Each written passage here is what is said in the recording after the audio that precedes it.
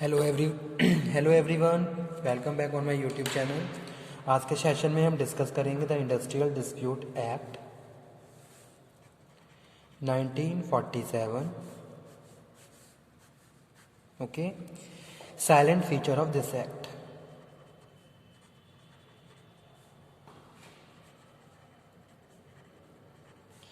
Salient features of the act. ठीक है, तो हमने अपने प्रीवियस वीडियो लेक्चर से ये टॉपिक एक्ट स्टार्ट किया था, जिसमें हमने बात करी थी इंट्रोडक्शन और ऑब्जेक्टिव की, क्यों इस एक्ट को फॉर्म किया गया। ओके, तो एक बार रिवाइज कर लेते हैं। The industrial dispute act 1947 was pass with the object of providing machinery for the investigation and settlement of industrial dispute. ठीक है, तो इंडस्ट्री में जो भी डिस्प्यूट्स होते हैं, ओके, उनको सॉर्ट आउट करने के लिए, उनके इन्वेस्टिगेशन के लिए, उनके सेटलमेंट के लिए इंडस्ट्रियल डिस्प्यूट एक्ट 1947 को फॉर्म किया गया, एस्टेब्लिश किया गया। Okay, it has made provision for the establishment of work committees and industrial tribunals. The object of the Industrial Dispute Act was very clearly explained by the court in the case of Claris and Co. Limited Industrial Tribunal, Bombay. Okay, तो the act provide the prevention of illegal strike and lockout. It aim at giving the relief to workmen in the matter of layoff and retrenchment. Okay, तो ये सारी अगर practices होती हैं, जैसे कि lay off है, रिट्रेंचमेंट की प्रैक्टिस चल रही है, तो इन सारे डिस्प्यूट्स को सेटल करने के लिए इस एक्ट की फॉर्म किया गया, इस एक्ट को स्टेब्लिश किया गया। तो वही हम डिस्कस कर रहे हैं आज के सेशन में। हम जो डिस्कस करेंगे salient features of the act. The industrial dispute act 1947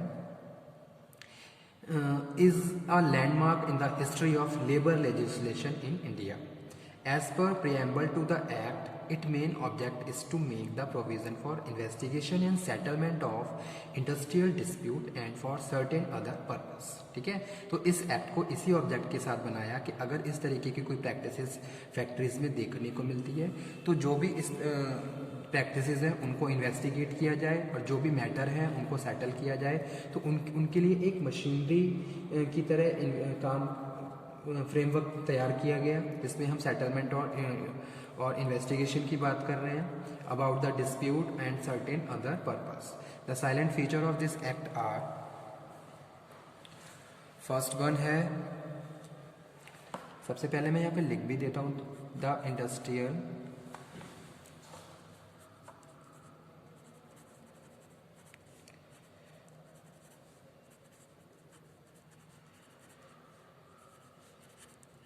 dispute act 1947 is a landmark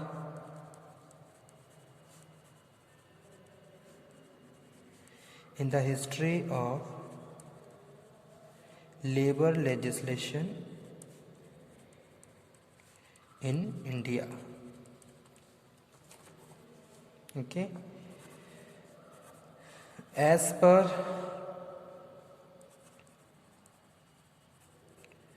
preamble to the act, its main object is to make provision for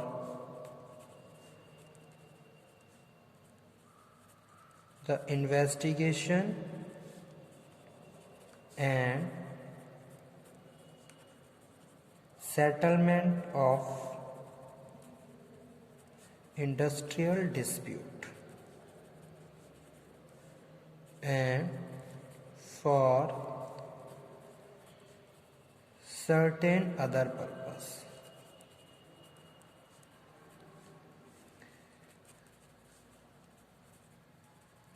The silent features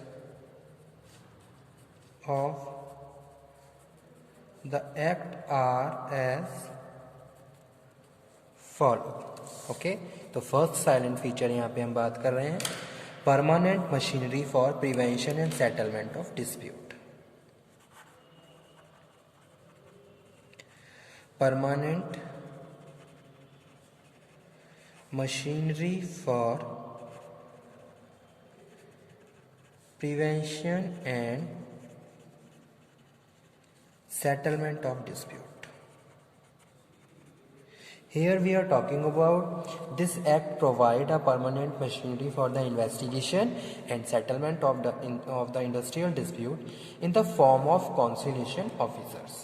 Okay, conciliation boards, labor court, industrial tribunals and national tribunals.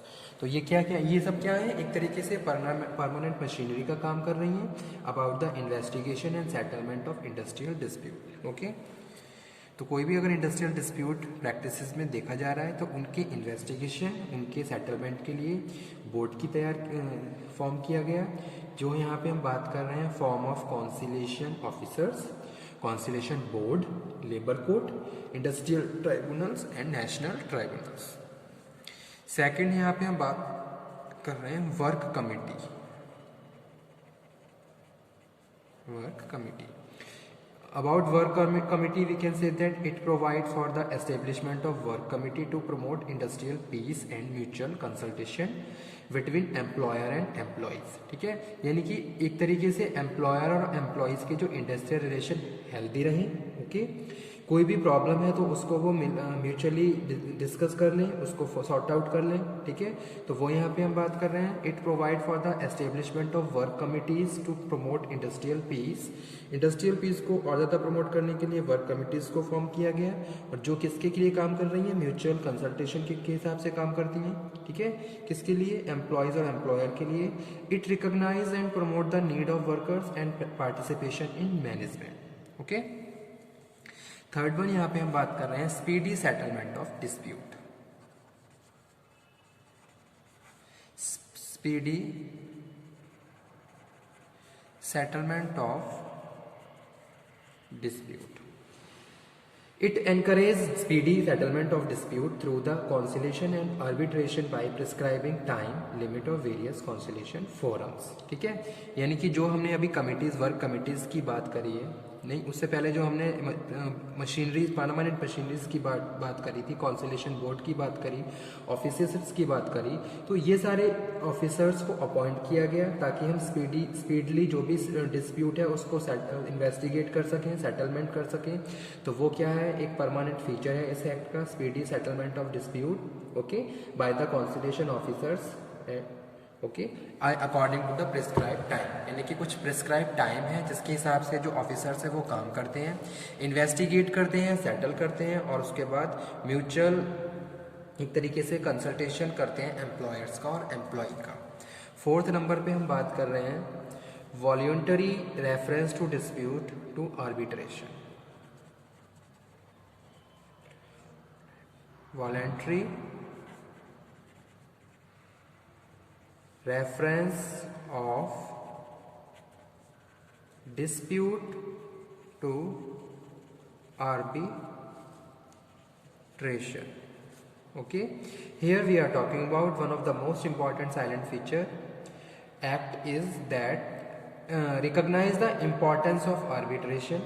Okay, यानी कि जो भी हम एक तरीके से जो machinery की बात कर रहे हैं, जो हमने फॉर्म करी है, उसके importance as such as it has made a provision in this act and voluntary reference of dispute to arbitration. Fifth number पे स्टूडेंट हम बात कर रहे हैं wider scope of definition of workman. Wider scope of definition of workman. Okay, now a person engaged in supervisory work and drawing the salary 1600 PM has been included in the definition of workman. Okay, तो ये तो कुछ prescribe condition है यहाँ पे जो मैं बता रहा हूँ.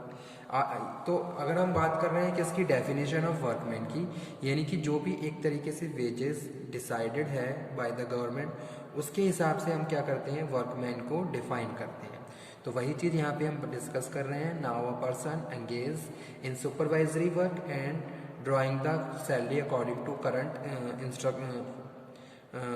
wages settlement has been included in the definition of workman. Next है सिक्स्थ वन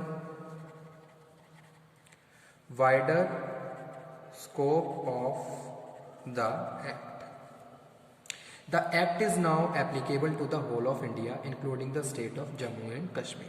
ओके, तो स्कोप की अगर हम बात कर रहे हैं तो पूरी इंडिया में एप्लीकेबल है. उसके बाद नेक्स्ट वन जो फीचर है वो है instrument of social justice. Instrument of social justice. The act is an instrument of social justice. It provides for compensation in case of layoff, retrenchment and closure establishment.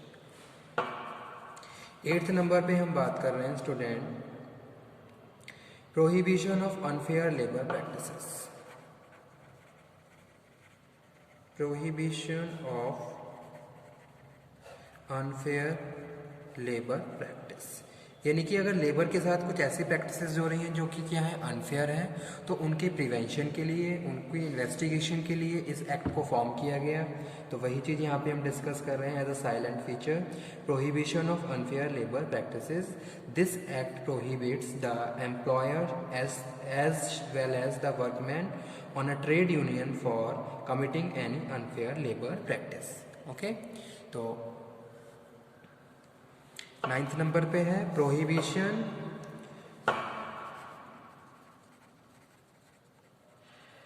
Of strike and lockout in public utility. ठीक है, यहाँ जो ये act बनाया गया ये इसलिए बनाया गया कि हम जो भी स्ट्राइक और लॉकआउट है इस तरीके की प्रैक्टिसेस को रोका जा सके. Prohibition of strike and lockout in the public utilities.